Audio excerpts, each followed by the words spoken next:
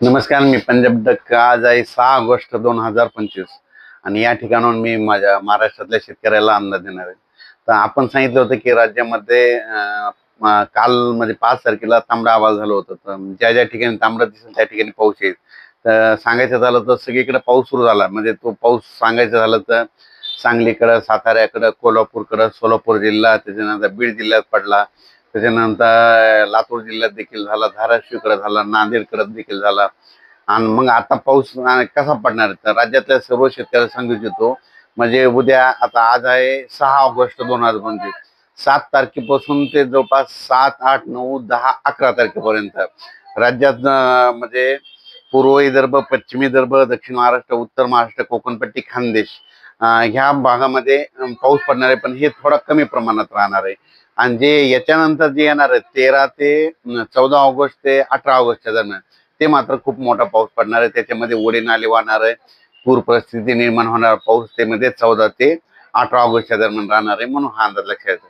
पण राज्यात सांगायचं झालं तर आज आहे 6 ऑगस्टला, म्हणजे सांगायचं झालं तर यवतमाळ जिल्हा, हिंगोली जिल्हा, त्याच्यानंतर वाशिम जिल्हा, त्याच्यानंतर इकडं अकोला जिल्हा, त्याच्यानंतर परभणी जिल्हा, त्याच्यानंतर जालना जिल्हा, संभाजीनगर, त्याच्यानंतर लातूर, धाराशिव, बीड, नांदेड, इकडं अहिल्यानगरचा काही भाग, सातारा, सांगली, सोलापूर, ह्या 6 तारखेला रात्रीपर्यंत बऱ्याच ठिकाणी पाऊस येणार आहे, म्हणून हा अंदाज लक्षात येतो. 7, 8, 9ला परत याची व्याप्ती वाढत जाणार आहे. पण या पावसामध्ये काय होणार आहे, विजेचं प्रमाण असणार आहे, वारं देखील जोरात सुटणार आहे, विजेचे रात्री त्याला विजेच्या कडकडासह पाऊस असणार आहे, म्हणून हा अंदाज लक्षात घ्यायचा. आणि त्याच्यानंतर बरेच शेतकऱ्याचे फोन आले की उत्तर महाराष्ट्राकडे म्हणजे नंदुरबार झालं, धुळे झालं, जळगाव जिल्हा, इकडे कोपरगाव, शिर्डी राहतात या भागात पाऊस कमी आहे. तर त्या शेतकऱ्याला सांगू इच्छितो की तुमच्याकडे 8, 9, 10, 11च्या दरम्यान तुमच्या तिकडे देखील पाऊस येईल आणि तुमच्या पिकाला जीवदान ठरणार आहे. पण तुमच्यामध्ये नंदुरबार, धुळे, जळगाव, इकडे शिर्डी, कोपरगाव, नाशिक या एरियामध्ये सांगायचं झालं तर म्हणजे हे पाऊस जवळपास 14 ऑगस्ट ते 18 ऑगस्ट मात्र मुसळधार पडणार आहे, म्हणून हे लक्षात घ्या. हे मात्र आता जे उद्याचा पडणार आहे समजा 7, 8, 9, 10, 11चा, हे फक्त तुम्हाला पिकाला शेतातून पाणी बाहेर निघेल, पिकाला जीवदान ठरणारा पाऊस पडणार आहे, म्हणून हा अंदाज लक्षात घ्यायचा. आणि कोकणातला पाऊस कायम राहणार आहे, म्हणून हे देखील लक्षात घ्यायचं. तसेच अहिल्यानगर भागातल्या शेतकऱ्यांचे फोन आले जिल्ह्यातल्या. तर त्या शेतकऱ्याला सांगितलं होतं की आज तुमच्या तिकडे म्हणजे आज 6 तारखेला तुमच्या इकडं मध्यरात्रीच्याला तुमच्या भागाकडे देखील पाऊस येणार आहे, म्हणून हे अंदाज लक्षात येतात.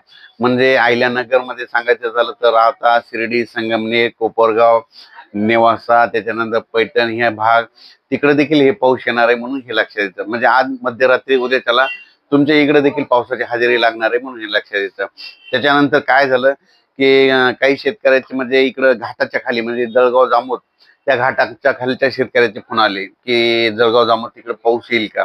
तर त्यांना सांगू इच्छितो आज देखील तुमच्या भागामध्ये रात्रीच्याला थोडंफार प्रमाणात तुमच्या भागात देखील आज काही काही भागामध्ये पावसाचं आगमन होणार आहे, म्हणून हे लक्षात येतं. पण तुमच्या भागामध्ये समजा बुलढाणा जिल्हा झाला, अकोला जिल्हा, अमरावती, वर्धा, नागपूर, भंडारा, गोंदिया, चंद्रपूर, तुमच्याकडे मात्र 14 ऑगस्ट ते 18 ऑगस्टच्या दरम्यान मुसळधार पाऊस पडणार आहे. म्हणून तुम्ही काय करायचं, ह्या 2-4 दिवसामध्ये जशी वेळ भेटेल तसं तुम्ही काय करा, खताचे निवेदन करा, म्हणून हे अंदाज लक्षात घ्यायचा.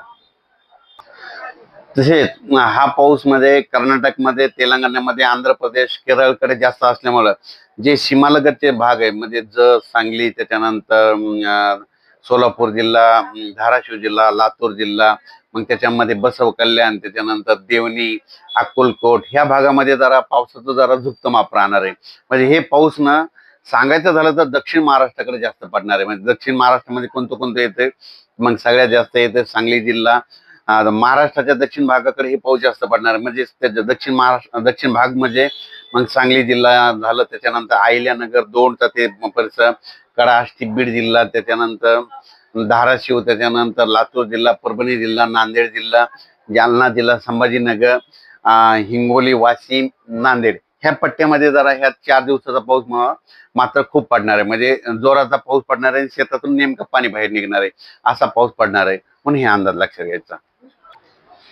अचानक वातावरणात बदल झाला तर लगेच उद्या 7 तारखेला एक मेसेज देणारच आहे. धन्यवाद.